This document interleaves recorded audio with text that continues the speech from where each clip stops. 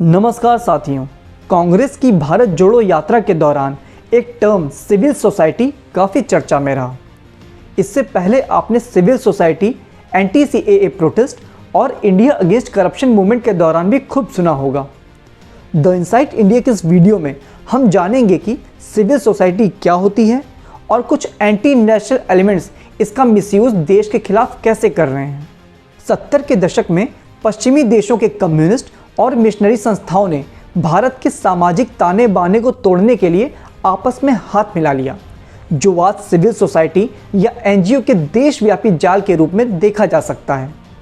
ये so called civil societies development और सामाजिक उत्थान के नाम पर विदेशों से चंदा लेती हैं और ऐसी गतिविधियां संचालित करती हैं जो अक्सर राष्ट्र को आर्थिक, सामाजिक और वैचारिक रूप से नुकसान पहुंचाती हैं, जैसे फाइनेंशियल पॉलिसीज़ के नाम पर वर्ल्ड ट्रेड ऑर्गेनाइजेशन या इंटरनेशनल मॉनेटरी फंड का विरोध करना, या फिर सामाजिक व्यवस्था पर भारत को विभिन्न रिपोर्ट्स में नेगेटिव दिखाना।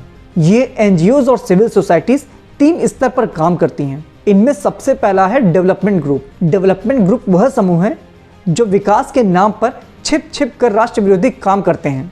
बाहरी तौर पर ये आपके हितों के लिए संघर्ष करते नजर आएंगे, आपकी शिक्षा, स्वास्थ्य, रोजगार के मुद्दे उठाते नजर आएंगे, आपके आर्थिक सामाजिक उत्थान की बात करेंगे और ऐसा सब करके आपका भरोसा जीतेंगे। सालों तक टारगेटेड समुदाय के बीच काम कर चुकी ये संस्थाएं लोगों का भरोसा जीतकर धीरे धीरे सरकार, भारतीय कानून व्यवस्था और संस्थाओं के विरुद्ध भड़काना शुरू कर देते हैं।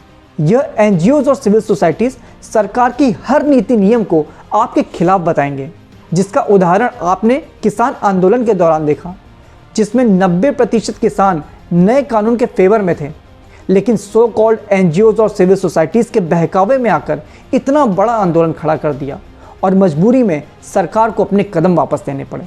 मदर टेरेसा की Nirmal Hriday, action aid, Caritas India, Oxfam India, Rajiv Gandhi foundation ऐसे तमाम एनजीओज हैं जो कहीं ना कहीं देश विरोधी गतिविधियों में लगातार लिप्त रहती हैं। अब दूसरा है एक्शन ग्रुप। यह समूह पहले तो स्थानीय ग्रामीणों के साथ एक अच्छा तालमेल स्थापित करता है।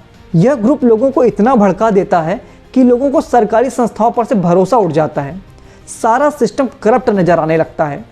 माहौल ऐसा बना दिया जाता है कि ऐसा लगने लगता है कि केवल ये सिविल सोसाइटीज़ हैं जो लोगों का उद्धार कर सकती हैं। विश्वास जीतने के बाद यही एक्शन ग्रुप स्थानीय ग्रामीणों को सरकार और उच्च जाति के हिंदुओं के खिलाफ नियमित रूप से ब्रेन वॉश करके उग्रवाद का इंजेक्शन लगाना शुरू कर देता है। एक्शन ग्रुप किसी स्थानीय मुद्दे पर लोगों को मोबिलाइज करता है।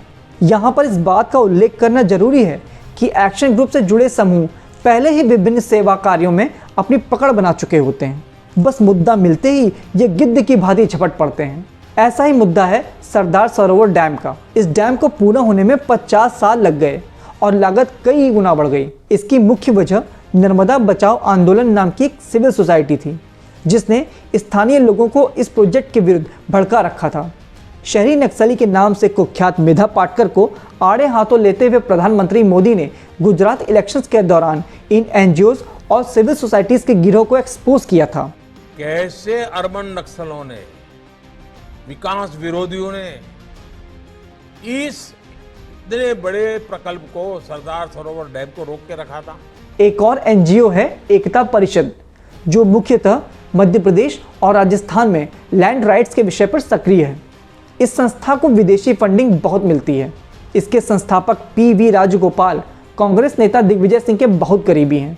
अभी भारत जोड़ो यात्रा में भी इन्होंने बढ़ चढ़ कर हिस्सा लिया था।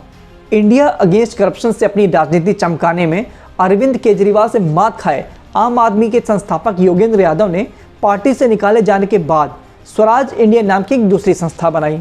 वैसे तो योगेंद्र यादव क्या करते हैं उन्हें भी शायद पता नहीं होता। राजा बाबू फिल्म की गोविंदा की तरह परिधान बदलने के साथ इनका एक्टिविज्म का पेशा भी बदल जाता है। ये इच्छाधारी आंदोलन जेवी भारत के हर विकास विरोधी आंदोलन में मुजरा करने पहुंच जाता है। स्वराज इंडिया के विभिन्न फ्रंट्स के माध्यम से कभी युवाओं को बेरोजगारी के नाम पर भड़काता है, तो जय किसान आंदोलन के नाम पर किसानों को। अंजलि भारद्वाज नाम की एक एक्टिविस्ट सतर्क नागरिक संगठन नाम का एक एनजीओ चलाती है। इसका मुख्य काम आरटीआई के माध्यम से सरकारी प्रोजेक्ट्स में अड़ंगा डालना है। इसको भी इस काम के लिए विदेश से ढेर सारा पैसा मिलता है। माओवादियों के समर्थन में दिल्ली में प्रेस कॉन्फ्रेंस करना इसका दूसरा प्रमुख कार्य है। हाल ही में अमेरिकी प्रेसिडेंट जो बाइडेन ने इसको भारत में आरटीआई के एक्टिविज्म के लिए सम्मानित किया।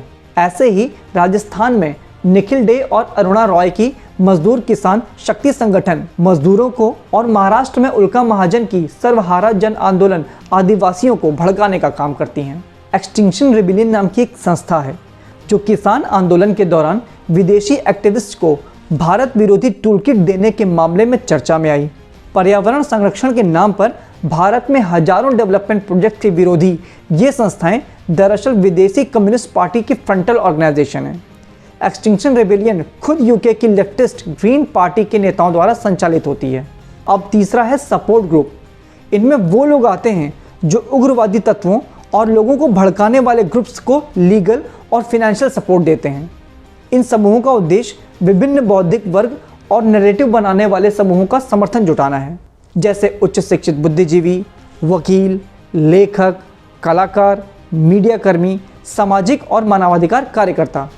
सरकार की पॉलिसीज़ को प्रभावित करने के लिए प्रेशर डालने का काम ये लोग करते हैं। उदाहरण के लिए किसान आंदोलन के दौरान हुई हिंसा में शामिल लोगों को कोर्ट में डिफेंड करने के लिए प्रशांत भूषण और कोलिन गोंजाल्विस जैसे लोगों के संगठन ह्यूमन राइट्स लॉ नेटवर्क हमेशा आगे आ जाते हैं। People's union for civil liberties PUCL गिरफ्तार माओवादिस्ट और आतंकियों के पक्ष में केस लड़ने के लिए कुख्यात है। इतना ही नहीं, इसके सचिव सुधा भारद्वाज प्रधानमंत्री मोदी की हत्या के षड्यंत्र में शामिल लोगों में से एक है। हाल ही में माओवादियों के साथ एक्टिव लिंक के आरोप में यह गिरफ्तार भी हुई थी। एक और संस्था है ओपन सोसाइटी फाउंडेशन, जिसके फाउंडर जॉर्ज सोरोस ने $100 करोड़ सिर्फ मोदी जी और दूसरे राष्ट्रवादी ताकतों को खत्म करने के लिए देने की बात कही। हर्ष मंदर इसी ओपन सोसाइटी फाउंडेशन के एडवाइजरी काउंसिल के मेंबर थे। अगर ये संस्थाएं वास्तव में समाज कल्याण के लिए कार्य करें तो एक सकारात्मक परिणाम समाज में आ सकता है, परंतु तात्कालिक समय में ये भारत के विकास और सामाजिक निर्माण कार्य में एक नकारात्मक भूमिका निभा रहे हैं।